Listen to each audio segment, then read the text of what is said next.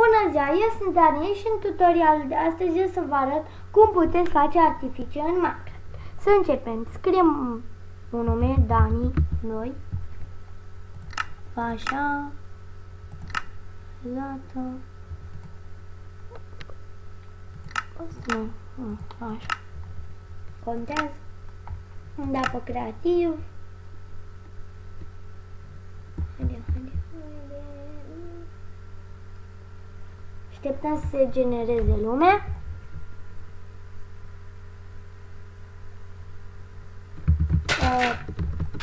O să facă și vărul meu, o să vă fac de acum un anunț și vărul meu va face tot pe acest canal, pentru că nu-i merge, nu știe să fac și petă.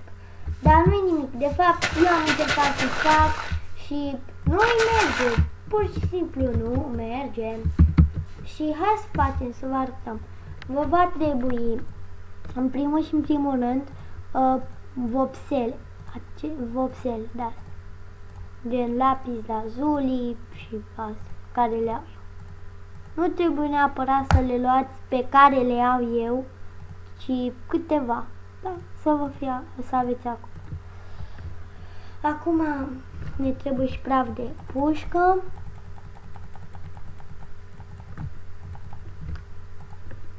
Scriem aici praf de pușcă aici.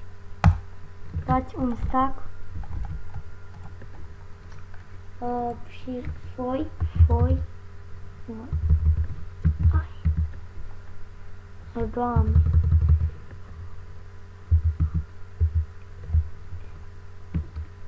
Unde era foaia, frate? Scuzați că nu-s prea vorbăreț, dar așa-s în general. Poc. Sper să nu sune Skype-ul.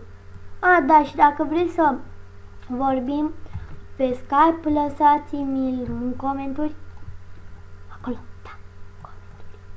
Fix în comentarii. Voi, da, stack. Nu trebuie neapărat un stack. Da, lasă. Un crafting table. Punem oriunde. Yay! Excel. Acum punem 3 praf de pușcă aici, cu o foaie aici și este egal cu un de-asta. Acum un de-asta aici, un de-asta aici. Așa. Da, încă nu facem asta. Ne puneți aici praful de pușcă, un de-asta aici, obțin tot de-asta, aici, asta aici, asta. Aici, asta aici, asta. Să facem de lapis lazuli. Așa. Luați suficient de multe culori, nu foarte multe, dar luați câteva. Acum sper că... am uitat, da? Vai. Sper. Da, așa e. Puneți astea, ce formă vreți, nu contează.